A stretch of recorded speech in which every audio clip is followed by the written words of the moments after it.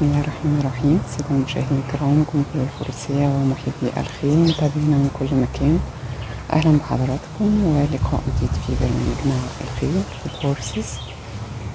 لقاءنا النهاردة الحقيقة هيكون منقسم لجزئين. جزء بخصوص الأشبال الجديدة اللي طالعة إن شاء الله في الفروسية ونتمنى لهم كل التوفيق، والجزء التاني اللي هو المعتاد مننا مع باقي جمهورنا الكريم.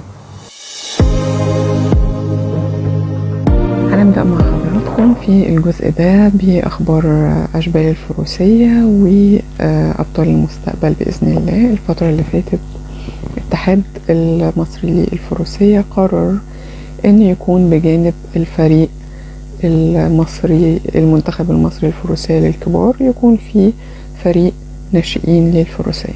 تم الاستقرار على 12 اسم مكونين ل4 فرق للناشئين. طبعا بنبارك لهم وبنهنيهم وإن شاء الله يعني نشوفهم كده أبطال المستقبل.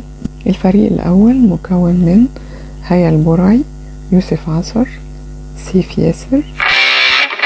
الفريق الثاني مكون من ياسين السيد، إسماعيل البرعي، حليم أحمد. الفريق الثالث مكون من حسن هشام، ياسين البسيوني وسليم جمال.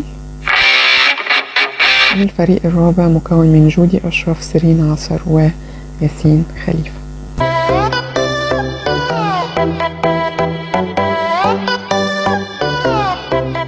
الأسماء السابقة المفروض إن هي الأسماء اللي استقر عليها الاتحاد في الفرق الخاصة بالناشئين للفروسية المصرية، ولكن الاتحاد لسه ما أعلنش ده على المواقع الرسمية الخاصة به. ده أحد المسؤولين اللي أعلن هذه الأسماء.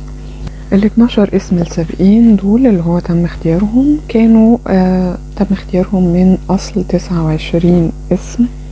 ومش بس احنا بنبارك لل12 دول اللي تم اختيارهم، احنا بنبارك كمان لباقي ال29 لأن هم اختيارهم بشكل مبدئي ده بيمثل ان عندهم تالنت او موهبة واجتهاد، وان هم على ليفل او مستوى انه ان شاء الله يكون في يوم من الايام في منتخب الناشئين او حتى كمان ان شاء الله بعد كده الكبار.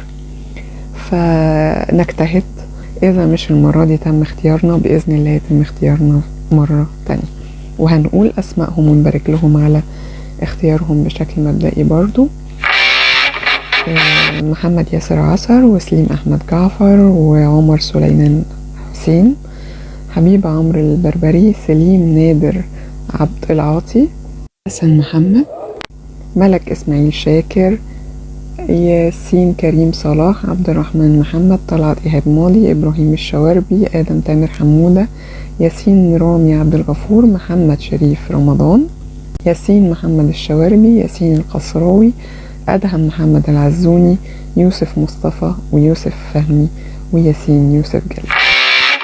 احنا بنبارك لل12 وبنبارك للباقيين اللي هم باقي ال29 وكل الأشبال التانيين اللي هم مش من ال29 دول اللي بيمارسوا رياضة الفروسية وعندهم حلم فيها.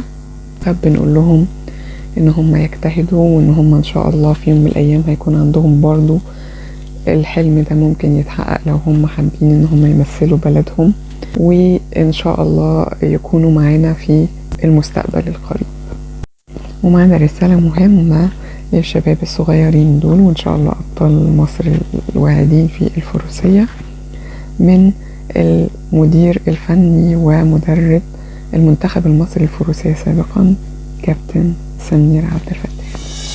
رسالة للولاد الصغيرة اللي كلها هتكلم أهاليها وبتتكلم مع أهاليها وبسمعها وبيقولوا لي يا أنكل دلوقتي احنا عايزين نروح بره ونتفرغ للفروسية زي ما بيسمعوا في الرياضات التانية.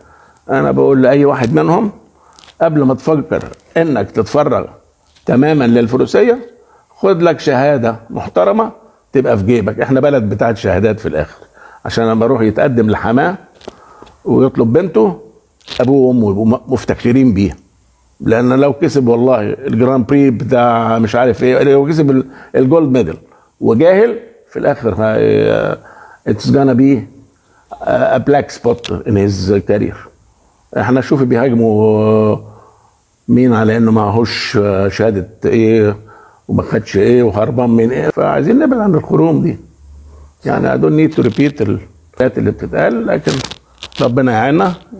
وعندنا شباب وعندنا تالنت، احنا العقول عندنا عندنا مجدي يعقوب وعندنا الباز وعندنا مشرفه من زمان فالعقول عندنا. الدكاتره بتوعنا بيتخطفوهم في انجلترا، فاحنا دول راحوا عملوا ايه؟ دول ناس ولاد اجتهدت بالامكانيات الموجوده اللي هي كانت اقل ودلوقتي بتزيد.